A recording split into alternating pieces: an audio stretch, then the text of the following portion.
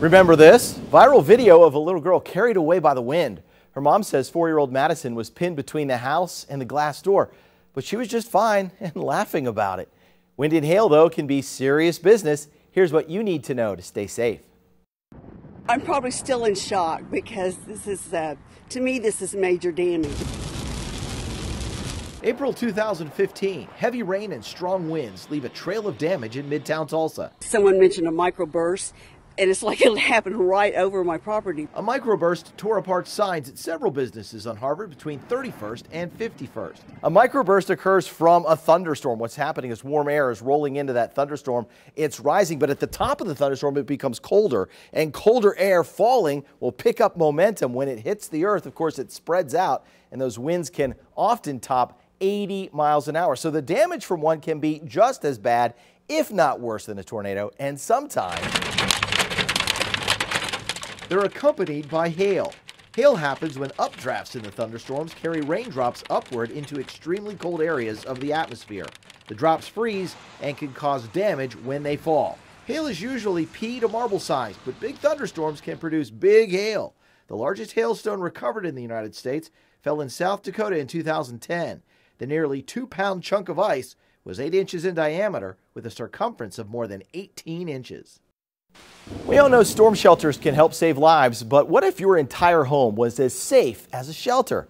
As Storm Shield meteorologist Taft Price shows us, technology is now making that possible. So a fortified home is a home that has a series of system upgrades that make it more disaster resilient.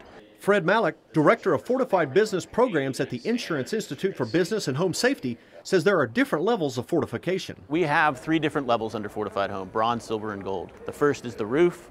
The silver, we focus on attached structures.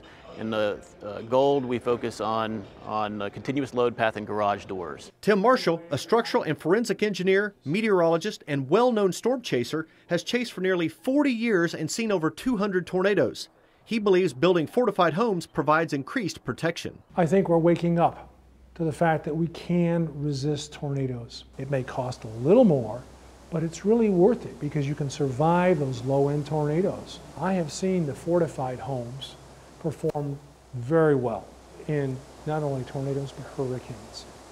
And outside of a few missing shingles, maybe a few pieces of siding, the house remained intact. All the other houses that were not fortified were destroyed.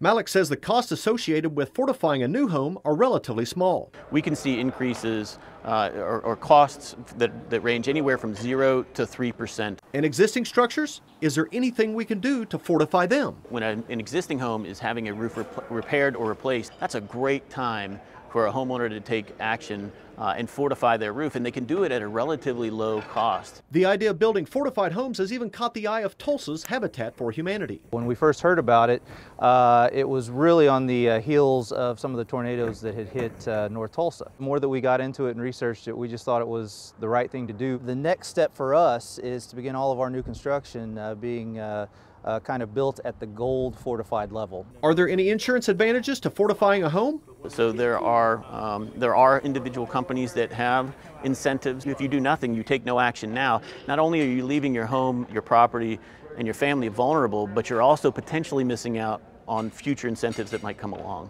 And in terms of resale, Malik says one study showed people valued fortified homes over a standard home by as much as 7%. As more are built, they expect that number to increase. Taft Price, 2Works for You. After a storm hits, the danger remains. 2Works for You reporter Will Dupree has a checklist every homeowner needs to stay safe in the hours after disaster strikes. Having your home ripped apart by a tornado can cause disbelief. Brian Jensen with the American Red Cross says a look at the 2013 devastation and more can help you understand the importance of being prepared. The thing about disasters is it is the great equalizer. It doesn't matter how rich you are, how poor you are, what your station in life is. When disaster hits, we're all stuck at the same point going, what do we do now? So what do you do if your home is the one damaged or destroyed by a tornado? Jensen says first check to see if your loved ones are safe. Call 911 if there are any serious injuries. Once you know that everyone is safe on there, what you want to do is get to a safe location as quickly as possible. But watch out for dangers in the debris, like downed power lines or gas leaks. A bad situation can turn much, much worse if you have leaking gas and it ignites on fire. So get out of there as quickly as possible and alert someone. Some other things to keep in mind: stay out of damaged buildings and homes until emergency management officials have said it's safe to go back inside. If you do lose power, use battery-powered flashlights and lanterns rather than candles to prevent accidental fires. And if there's any damage to your home, shut off electrical power, natural gas, and propane tanks to avoid other fires.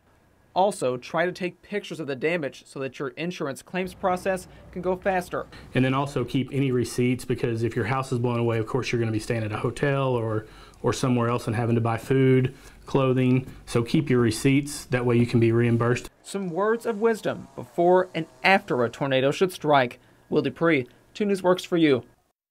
Your pets are like family, but are you doing enough to keep them safe from severe weather? Coming up, the best way to increase the chance of getting them back should they get lost in a storm. You're watching 2Works for You, Weathering the Storm. We all know it's important that we have a severe weather plan, but it's also important to have a plan for our pets. 2Works for You anchor Tanaya Wright shows us how to keep our pets safe. I absolutely know they can sense a storm coming.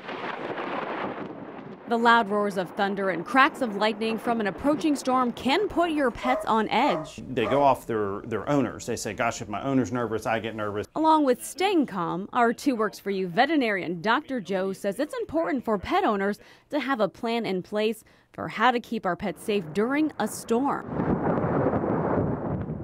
He says you should have a disaster kit packed with essentials like food, water, a leash, any medications they could need, a first aid kit, and some toys.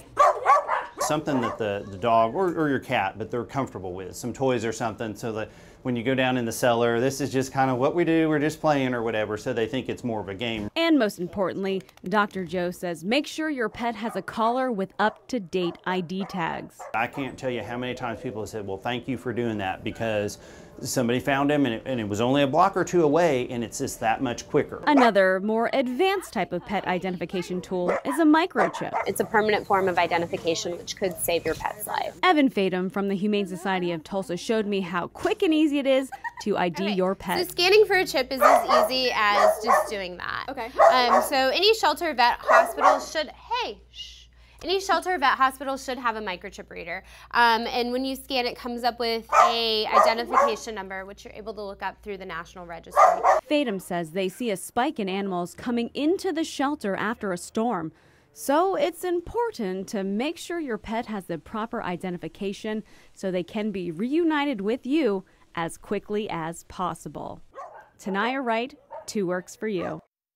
Oh, so excited to be out here at One Oak Field again with Hornsby. We had so much fun at School Day with the Drillers last year, didn't we? A lot of weather experiments. And if you come out this May 22nd, you can see more weather experiments. You know, all winter long we looked for snow. We didn't have much here, did we? Want to see more snow now than we saw all winter? Yes, we can make that snow with this little demonstration here. As we shake it up, watch us make the snow in the jar. Just a little bit of water added to that, and voila, snowfall. You can see that weather experiment and more demonstrations, School Day with the Drillers, May 22nd. Hope to see you there. Still ahead, a new tool for forecasting the weather, how drones could help us provide even better warnings ahead of a storm, and inspired by the elements, an update on the talented Oklahoman whose work turns weather into art.